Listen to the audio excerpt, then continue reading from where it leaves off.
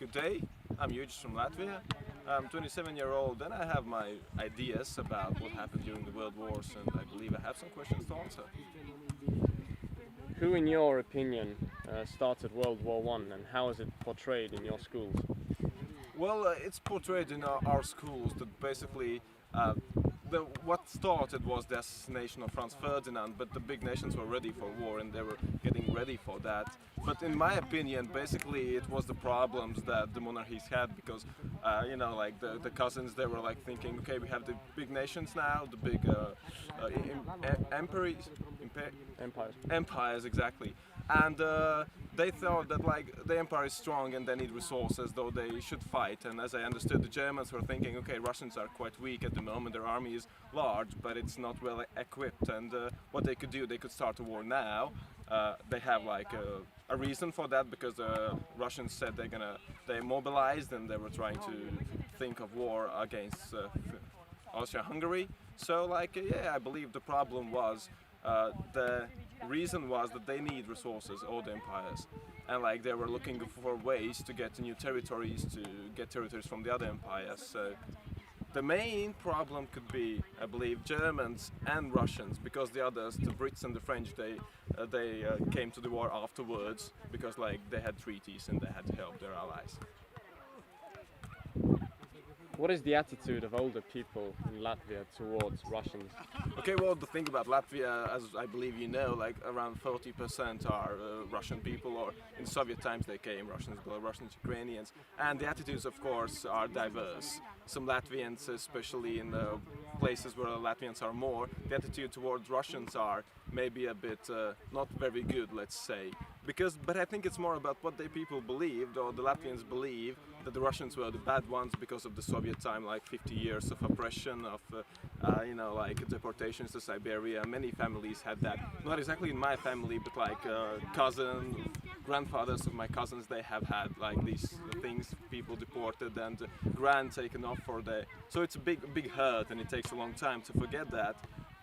So for the Russians as well, like they are led to believe that they are the great nation and this is their territory. They have their like the documentaries that the Baltic states were like Slavic territories like hundreds and hundreds of years ago, and this is the true nature of this place. It's a Slavic place, and the Baltic people are just coming here and taking their place and trying to play the rulers here. So I believe the problem is what people believe, and the problem is that even up today, the propaganda of these sides, let's say Russian side, European side, are playing this, that like we are the good ones, they are the bad ones. I think somehow we should stop, but it's quite impossible. And I hope just time will heal this, and maybe people will understand. And for example, what I believe, that all the people are new when they're born, and that we shouldn't tell them gibberish about what happened. They should think for themselves and look what's going on. And have neighbors, have friends who are Russians, they're really good.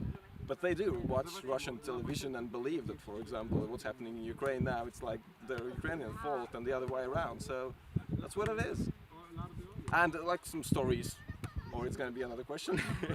Some stories, for example, my grandma told that, for example, during the World War II, the Germans were kind of nice to people. Like they were giving candies to the kids, and they were like really good looking and polished and everything. And the Russians were like coming into bunches of people, sleeping everywhere, leaving their excrements everywhere, and not actually worrying about how it looks like or how it feels. It's like they were not that civilized. But it's understandable, as the country is huge and people came from everywhere. The empire was like amazing, big, and so that's the thing. But I don't think it really portrays Russians. It more like portrays the huge nations as we have in the world. So that's what I believe. But yeah, the story about Russians were that they were kind of more dirty people than the Germans. Still, it doesn't. I don't say the Germans were good, because their ideology was also quite awful, as we all know. What is your opinion about neo-Nazism today? Well, my opinion is that there is neo-Nazism today, and that's a bad thing. I believe any ideology which is like more believing that someone is more superior than someone else is bad.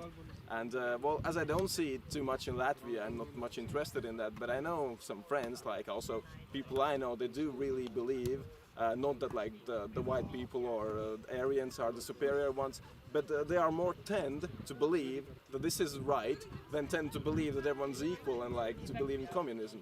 So I think it's a problem because you know, like in 30s, Latvia had this time of authoritarian rule, which was like, you know, we're not fascist, but like they believed that like Latvians are good and they oppressed other like small nations we had in Latvia. So languages, we made it one country language. So you know, like people believed that that was a good time, so they don't want to make it diverse as well about like the, you know, the African migrants coming now, so they're kind of afraid of that. They're thinking that it could be a problem, but they shouldn't, and that's what I believe, because the world's one big round and globalization is happening. We can't escape from that, and we shouldn't. It will make it better.